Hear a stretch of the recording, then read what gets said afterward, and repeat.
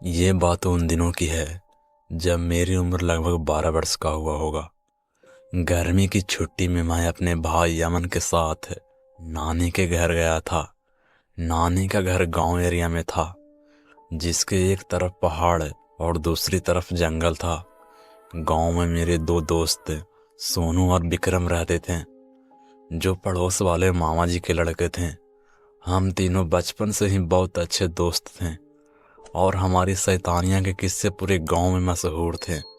उन दिनों पेड़ों पर आम के गुत्थे हुए थे। यूं तो नाना जी के घर में आम की कमी नहीं थी, लेकिन मुझे पेड़ से तोड़कर आम खाना बहुत अच्छा लगता था। इसलिए मैंने, सोनू और विक्रम ने सुबह 4 बजे जंगल की तरफ जाकर आम तोड़ने का प्लान बनाया। क्योंकि दिन के समय है, सब अपने पेड़ों को ताके रहते थे और रात में उस तरफ कोई नहीं जाता था। उस रात हम छत पर सोए और रात में अचानक नींद खुल गई और छत से दुपट्टे के सहारा लेकर हम पीछे की तरफ उतरकर जंगल की तरफ जाने लगे। हमने जल्दबाजी में समय भी नहीं देखा। रास्ते में घनघोर अंधेरा छाया था और हम तीनों बातें करते हुए अपनी मस्ती में चले जा रहे थे। जंगल की तरफ से जंगली जानवरों की आवाजें आ रही थी, लेकिन सच बताऊं, उस समय तक हमको डर शब्द का मतलब भी नहीं पता था। हमें किसी से डर नहीं लगता था। हम तीनों जैसे ही जंगल के पास पहुंचने वाले थे, हमें लगा हमारे पीछे कोई और आ रहा है। अब हमें हल्का सा डर लगने लगा, क्योंकि अगर कोई जान पहचान का होगा तो कल नाना जी से डांट पड़ेगी, क्योंकि रात के टाइम जंगल की तरफ जाना मना है। और अगर कोई जानवर हुआ तो। अब हम तीनों धीरे धीरे चलने लगे, लेकिन पीछे पलट कर नहीं देखा। उसके चलने की आवाज भी अब धीरे हो गई थी। जैसे ही जंगल के अंदर प्रवेश करना था तो हम लोग वहीं रुक गए। वो परछाई अब धीरे धीरे हमारे पास आ रही थी। हम तीनों ने एक दूसरे का हाथ मजबूती से पकड़ रखा था। जब वो परछाई हमारे पास आई तो मैं उसे देखकर जोर से चिल्ला पड़ा, अमन तू? अमन हंसते हुए बोला, हाँ भैया मैं हूँ। मैंने उसे डांटते हुए कहा, तुमने तो हमें डरा ही दिया, और तुम यहाँ क्यों आए हो? अमन अब हमारे पास आकर खड़ा हो गया और बोला, मुझे भी आपके साथ चलना है, इसलिए मैं आज सोया ही नहीं था। अगर उस वक्त आपके साथ चलने के लिए कहता तो आप डांट देते, इसलिए पीछे से आ गया। उस समय अमन की उम्र करीब 10 वर्ष होगी, लेकिन हमारी तरह उसे भी डर नहीं लगता था। तभी विक्रम बोला, ठीक है, अच्छा अब चलो, नहीं तो सुबह हो जाएगी। हम चारों अब जंगल के अंदर प्रवेश कर गए। अंदर भयंकर अंधेरा था और आसपास की हवा साए साए सुनाई दे रही थी।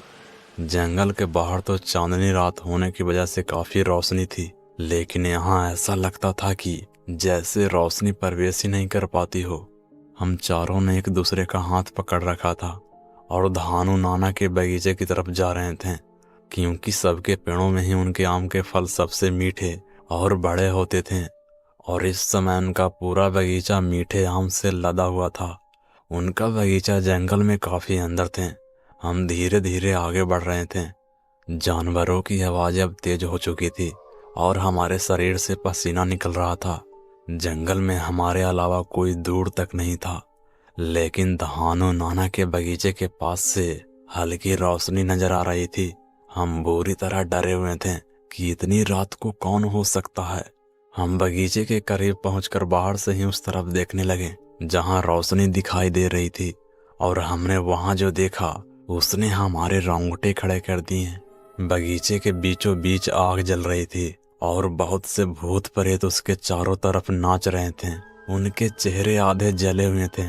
वहीं पास में एक आदमी की लाश पड़ी थी और कुछ उसका खून पी रहे थे। सबके चेहरे इतने भयंकर थे कि देखकर किसी की भी हालत खराब हो जाए। किसी के हाथ नहीं थे तो किसी के सीधे सर के बाद पैर न था, तो कोई कमर से चल रहा था, उसके पैर नहीं थे। उनके शरीर में कीड़े रेंग रहे थे। हमारी हालत बुरी तरह खराब हो चुकी थी। अमन तो ये देखकर बुरी तरह डर गया और उसकी चीख निकल गई। अमन की चीख सुनकर उन भूतों ने हमें देख लिया और वो अब एक साथ हमारी तरफ बढ़ने लगे। हम सब ने एक दूसरे का हाथ पकड़ा और बुरी तरह भागे, और तब तक भागते रहे जब तक कि जंगल के किनारे बने मंदिर के पास नहीं पहुंच गए। मंदिर पहुंचने के बाद जब हमने वहां लगी घड़ी में नजर डाली तो रात के 1 बज रहे थे। हम बुरी तरह कांप रहे थे।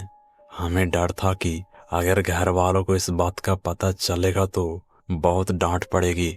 इसलिए हम चुपचाप अपने घरों में जाकर सो गए और हमने एक दूसरे से किसी को भी ना बताने का वादा किया। अगले दिन सुबह जब मेरी नींद खुली तो अमन को बहुत जोर का बुखार था। विक्रम और सोनू भी कम्बल ओढ़े कांप रहे थे। बस मुझे ही कुछ नहीं हुआ था। शायद ये मेरे गले में पड़े उस ताबीज का कमाल था। उस दिन से हमने फिर कभी जंगल ना जाने की कसम खाई और छुट्टियां खत्म होने के पहले ही शहर आ गए। अपने लालच और शैतानी की वजह से उस दिन हम लोग बुरा फंसे थे, इसलिए उसके बाद हमने कभी दोबारा कोई शैतानी नहीं की।